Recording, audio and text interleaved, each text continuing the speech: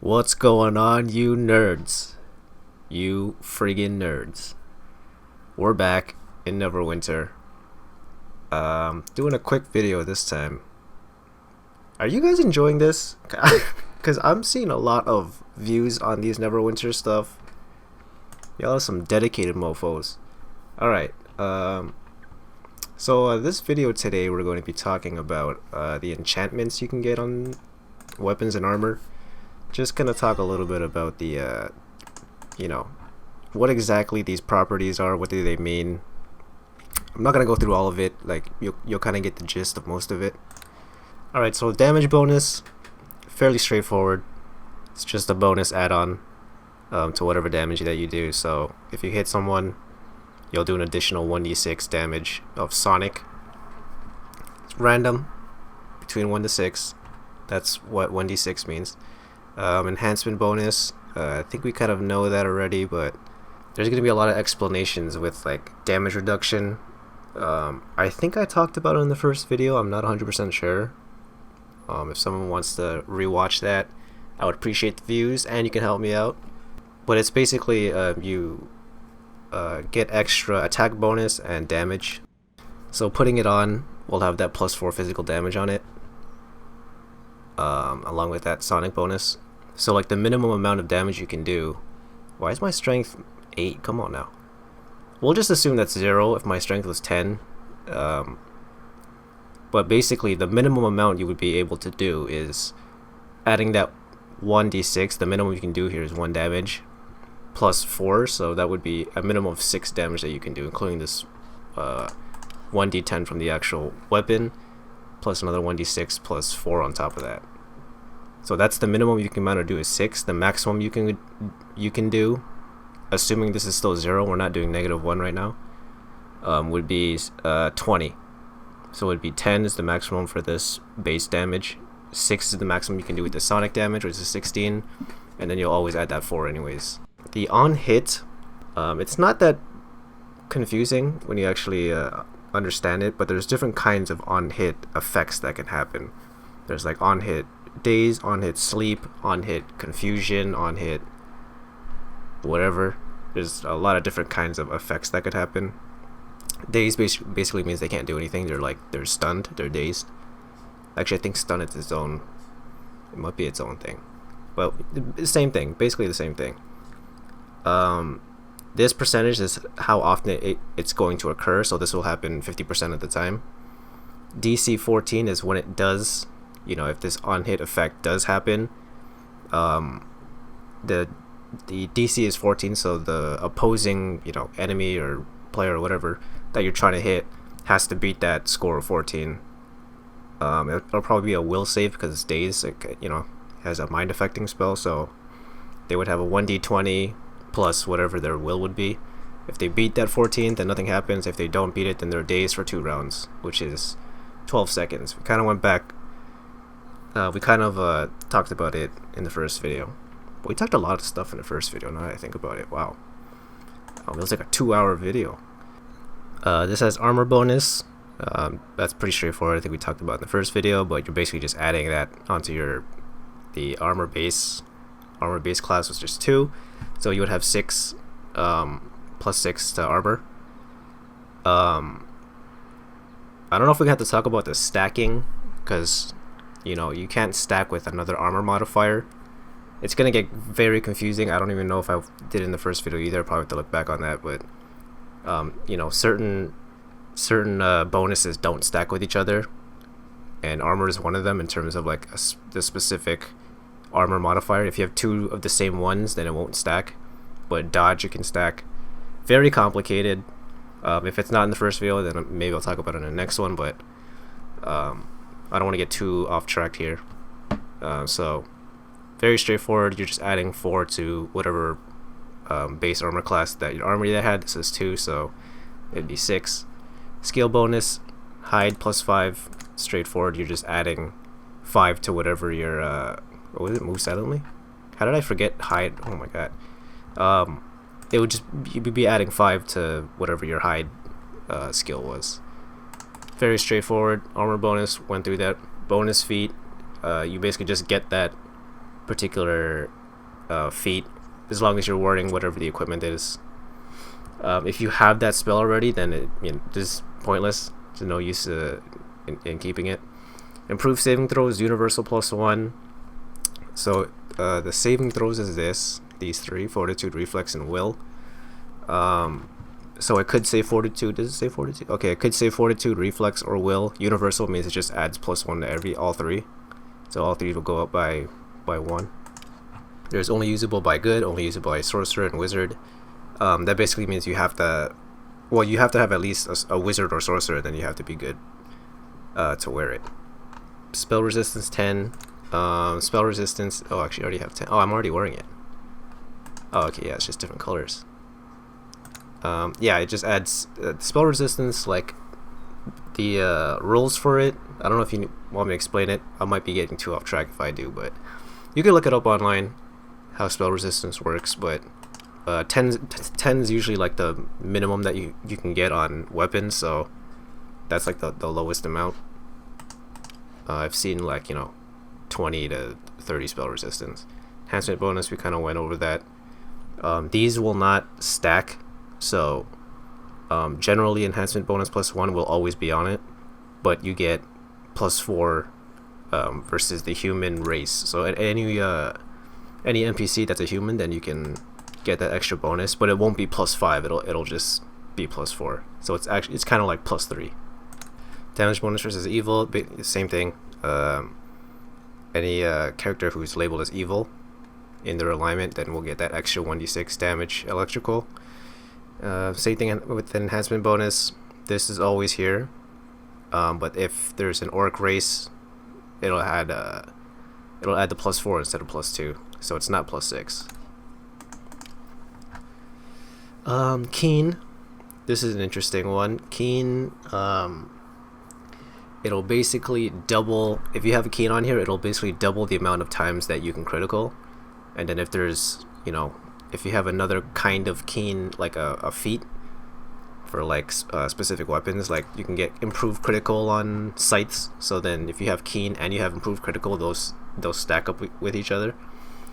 But generally, keen on a weapon means it'll just double the amount of critical threats that you can get. So critical threats by default are always going to be 20. If there's no other number here, it'll just mean that you can only get a critical threat at when you roll a 20, and then this is ×4 is the 4 times the amount of damage that you would normally do for that critical. What Keen does is if you have a base critical threat of 20, it'll double it. So since you can only roll a critical threat once, because you can only roll it on a 20, it's a 1 in 20 chance, so you only have one opportunity out of 20 times that you can get a critical threat. So what Keen does is it doubles the amount of time that you can get a critical threat. Since there's only 1 as 20, your base critical threat will change from 19 to 20. So you basically have 2 chances to get a critical instead of 1. You get a roll on 19 and a roll on a 20. If this was 18 and 20, like let's just say it's at 18, there's probably let me get a sword. Oh, 19 and 20. Oh, same thing. Whatever. Let's say if you have a critical threat of 19 to 20, so there's basically 2 chances you can get a critical if you roll a 19, if you roll a 20.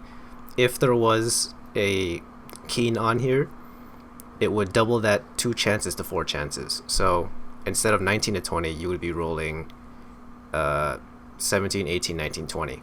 So it'll be 17 to 20 instead of 19 to 20.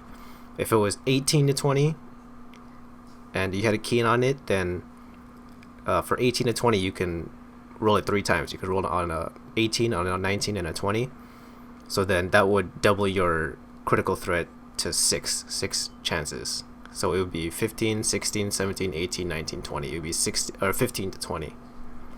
And the longer that range is, the better chance of you getting a critical hit, because that it opens the amount of times that you can have a chance to get a critical threat or a critical hit. So Keen is always a good addition to a weapon that you have. These two we already know. Vampiric regeneration basically means anytime that you hit an enemy with the weapon, then you'll get 2 health back, but you can't go past your maximum hit points. So if you're already at full health, then this is kind of useless. Alright, so we'll go through a little bit of the slings, because I want to talk about Mighty. Mighty, so for ranged weapons, I know for sure it's on like these composite longbows.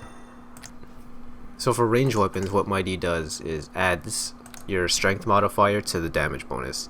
Generally, if there was no Mighty on it, if this didn't have Mighty, it wouldn't use your strength modifier at all. It would just do whatever the base damage of this bow was. But Mighty, it allows you to use that many strength that you have with the modifier. So if I had 12 strength, because 12 strength you get +1. Maybe I should use a spell on myself. Let's get both strength on here. So if I have +1, it'll add +1 to my damage.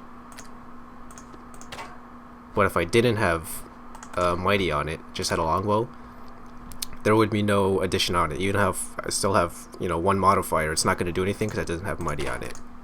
But having Mighty on it, it gives me at least 1, because that's how much strength that I have. So you can put up to +3 strength. So if I had 16, that would be the maximum amount of damage, of extra damage that I can do with that longbow. You know, if I had a Mighty +5, but I still had 16 strength with 3 modifier, it would still only be +3. But it has the potential to do, I guess my strength would have to be 20 to have 5. So I would have to have at least 20 strength to be able to fully use the Mighty +5 if there was one. That goes for all ranged weapons. So crossbows, slings, short bows, longbows, it's all the same thing. It won't use your strength unless you have Mighty on it. Daze, oh, this is 75% chance, so, you know, a little bit better, same DC, only 1 round this time, whereas the other ones were, I think, 2 rounds. Oh yeah, we can talk a little bit about this. So, I don't know why I'm equipping it, but I am. So there's different types of charges. There's like charges per day and then charges per use.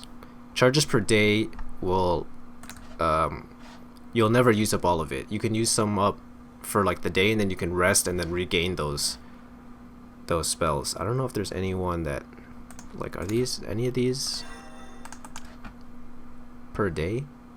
It'll basically just say per day on it, not actually per day, but like /day instead of use. If it says use on it, that means it's temporary. Like if you use all of it up, then that's, you know, it's done. You can't use it anymore. So because all of these are per use, they're all temporary. There's aid. This bracket numbered, whatever. these aids, 2 charges use of aids. They're level 3 aids, so very strong aids. But that's basically it's the equivalent. Casting this aid spell is the equivalent of a level 3 cleric casting aid on it. If it was +5, then that spell would assume that the cleric is level 5, so you would be casting it as like a level 5 character if you had that spell. Cure Light Wounds level 5, so you'd be getting a bit more HP than if you were getting if it was a level 3 spell, because it's a higher. It's assuming that the caster level is higher than the aid spell. So, you know, these two are actually this one's better, level 6. 2 charges per use basically means this is 50 charges. If you were to use this once, it would take up 2 charges, so it would go down to 48 if you use this.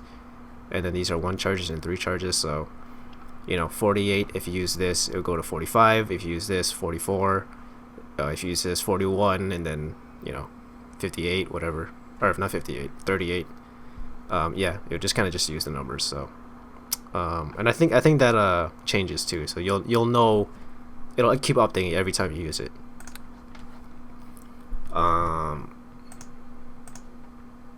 Oh, these ones. Yeah, these ones have this is unlimited. So unlimited use per days means you can just use it forever. Like, it'll never. Oh, I guess I don't have to equip it. It'll never go away. You can just keep using it forever.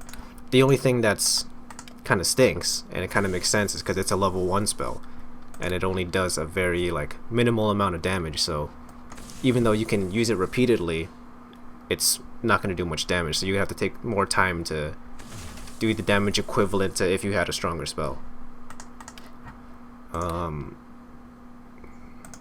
This one has per day. This one has use per day, so I can just use it once. Then it goes away. I can't use it right now, but if I were to rest, then it recharges, and I got that one again. I can use it again. But using this, actually, yeah, you can use it right now. Charge 50, so we'll use cure moderate wounds. It should go down to 47. Cure moderate wounds goes down to 47. You know, use aid, it'll go down to 45. Give myself some aids. Down to 45. There you go. You know, you get the gist of it. So that's the mage rods. That's usually how you're always gonna see those three. It's either charges per use, charges per day, or unlimited. Unlimited's very you know, it's like a special thing. Like, you don't really see that often, being able to use something in an unlimited amount of times. What's this golden sickle saying? What are you saying right now, son? Oh, bonus spell slots. So if you were a druid, this equipping this will open up 2 extra slots on your what's this called again? Spell book. So if I was a druid, then, you know, I would have all my spells here, and then you know, transfer over my spells to, you know, quick slot them and to memorize them. But equipping this would open 2 more slots in druid level 0 and druid level 1. So my cantrips and my level 1 spells will have 1 extra slot. I can put another spell in it. Learn skill bonus, animal empathy +3. We kind of talked about that with the hide. Messenger blade, what's this? Keen, yeah, we talked about that. So for 18 to 20, because you can get a critical threat 3 times with 18, 19, and 20, Keen allows it to be 15 to 20. So anytime you roll a 15, 16, 17, 18, 19, or 20, there's a chance you can get a critical. It's a comma. Where's the comma at? Oh, here. Oh, damage resistance. Oh yeah, we haven't seen that yet. So damage resistance will take away this amount. So if you're supposed to take 5 acid damage, this will basically just negate that, so you'll take no damage instead. So that works with cold, electrical, fire, and acid. This dash basically means like it'll always take away that 5 no matter what. If there was like a number there, it wouldn't do it for, I'm pretty sure it wouldn't do it for like resistance, or do it for elemental damage. Sometimes for armor it'll have a number on it, or like certain spells that have a number on it. That basically means like a weapon has to have an enhancement bonus or an attack bonus of equal that number or greater than that number to be able to like penetrate through that. But usually for elemental damage, there's never really a number. It's usually just like a dash on it. So you don't have to worry about that right now. This basically just means it takes away 5 damage. Every time that you get hit, it'll take away a new 5 damage from it.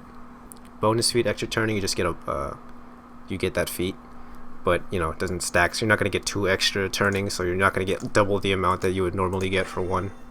It's just a one-time thing. Sometimes there's some of these decreased stuff, or you know, some negative ones that you really don't want, but sometimes you just got to deal with it if you want the you know, bonuses. Regeneration, it'll basically regenerate that amount every round, I think. So every 6 seconds you'll always regenerate 1 HP. If you're already full on HP, then it won't do anything. Pretty sure this one has like a it's got like an ability, what is that called again? Ability drain, that's what it is. On hit ability drain means because there's no percentage here, it's basically every hit they have a chance to, this weapon has a chance to drain someone's strength. This DC 14 means they have to, you know, make a roll. If they roll higher than if they roll 14 or higher, then they succeed that roll, so they don't get drained. But if their roll is less than 14, then they would get drained. And I'm pretty sure that stacks. So every time you hit them and they fail that roll, their strength's gonna keep going lower and lower. And I think when you reach like 3 of one of these, or maybe it might be even be 0 or 1, but if they reach like a low enough, then they'll just basically die. Light low, it just gives you, it emits a light that's 10 meters in game, so you can kind of notice it. If I were to unequip this, it gets a little bit darker, but when I equip it, kind of shines a little bit. You can see it over here. It's not really that necessary, but there are some dark areas, so it is kind of nice to have a source of light. It's got a spell on it, uses per day, so you can use the spell that assumes it's a level 2 caster casting it for 3 uses per day. Massive criticals, it basically just adds damage on top of any time you do a critical hit. So, you know, if you get a critical hit, which since there's no number here, it would be 20. So if you roll a 20, you succeed a critical hit, you do 3 times that amount of damage, and then you add another 1d8 on top of it. Alright, yeah, let's just go to armor. Shouldn't take that long either. Bright light. Oh, nice. So this is 20 meters. This should be a lot longer than the other one. Yeah, this seems a little bit brighter. It's got 50 charges of the searing light based on a level 5 person casting it. 3 charges per use. And if we know math, guys, 50 divided by 3 is definitely a number. Now, this is Uthgard Holy Shield. Holy Shield. You get a ability score penalty -2. Not great, but you know, it's got some history. Uthgard are like a barbarian, so they're not really supposed to be charismatic. You know, some weapons you just gotta roll with the punches. You do get extra strength, +2 strength. Taunt +2, so you add 2 taunt. Hats and sing. Only usable by lawful. Basically means you have to be a lawful character to be able to wear it. But because I'm a DM, I don't play like that. Okay. Mithril Shield. It's this one. Freedom. You basically just get this. You know, it's not really. It's an ongoing spell. So what freedom does, it allows you to have your freedom.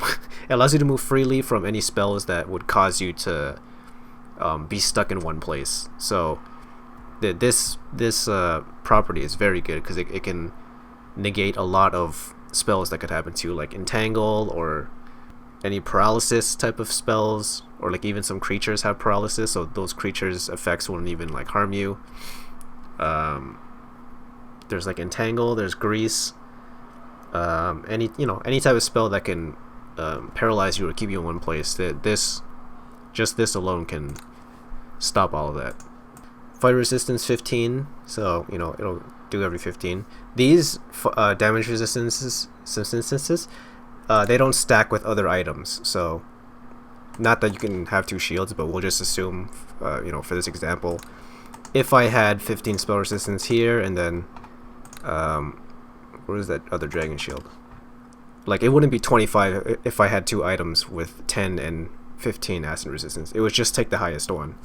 But it does stack with spells, I think. No, not spells. Feats. There's a resist energy, I think this feat is called. And then you can choose one of these elemental damage. So your character will always have that damage resistance. Why can't I say resistance? Well, your character will always have that resistance no matter what. Even if you're wearing nothing, you would have that resistance if you chose the feat. And then that feat would add on to, if you had a elemental damage the same as the feat that you took, it would add on to that. So if I took fire resistance feat, fire as my resist energy feat, I think it would be 5. So it would be 15 with this shield if I was equipping it. But without the shield, I would just have 5 for that specific elemental. Doran's mistake. What a Doran. Weight reduction. This I kind of got confused. This is a little odd. So you would think if it was weight reduction, 100% of weight would mean it's weightless because weight reduction is 100%. but this is actually taking the percentage. This is taking the percentage of the default weight, and not like the difference of it, if that makes sense. So I'm taking out my phone, and follow along at home. I'm gonna take out my phone. I'm going to calculator because I'm an idiot. I'm Doron. I'm a mistake. So I'm gonna take 40 times 80%. Well, I'm gonna do 0.8, and that's 32. I think generally, if you thought of like 80%, then you would go, okay, 40 times 8 is 32, and then 40 minus 32 is 8. Is the difference. So you kind of think about it like that. That this would be 8 pounds instead. So the smaller the percentage, the less weight it'll have. The bigger percentage, then the more weight it'll have. So if it was weight reduction, 90% of weight, it would be 36 pounds. But if it was 10% of the weight, then it would be like 4 pounds. It'd be so much lighter. So it was a little confusing to me. Like, if I saw weight reduction at 100%, I would be like, oh, like it's pretty much like there's nothing there. It's so light. There's nothing there. But it's actually the lower the percentage, then the less weight that it has. So you kind of want to look at you kind of want to hope it's a lower number than a higher number. Most of this stuff. Improved evasion, that's basically a feat. So you get a new feat if you wear that. I think we mostly got everything. That's generally damage reduction. This okay, yeah. Only usable by elf or half elf, so you have to at least be elf or half elf to wear it. You obviously can't be both. As long as you're an elf or a half elf, you can wear that. Damage reduction, +1 soak, 5 damage. So that basically means it'll always reduce the amount of damage by 5 that you take. So if someone's hitting you for 10 damage, it'll soak 5 of that damage. Only if the opposing creature or whatever, whoever that's hitting you, doesn't have a +1 weapon. So if they were just using let's say this. So if they're using this kukri here, since the enhancement bonus is +2, that's obviously more than 1. So it'll basically penetrate this, so this soak damage is useless. It's not going to take away 5 damage at all. It's only if a character was using something like a heavy flail, because there's no +1 attack bonus, +1 enhancement bonus, or +2, +3, whatever. Because it's just that base, it's like a it's considered like a mundane item. So having this on any sort of equipment will always take away that much damage, as long as the weapon is less than whatever this number that actually is. So it could be +2. So if it was +2, then any weapon that's +1 or doesn't have a bonus, it'll always soak 5 damage. If they have a +2 or higher, then it will not take away any damage whatsoever. Whereas these, whereas these don't have that modifier on it. Like, it doesn't have 1, 2, or 3. It'll always take away 10 no matter what. But this one has more specificity to it.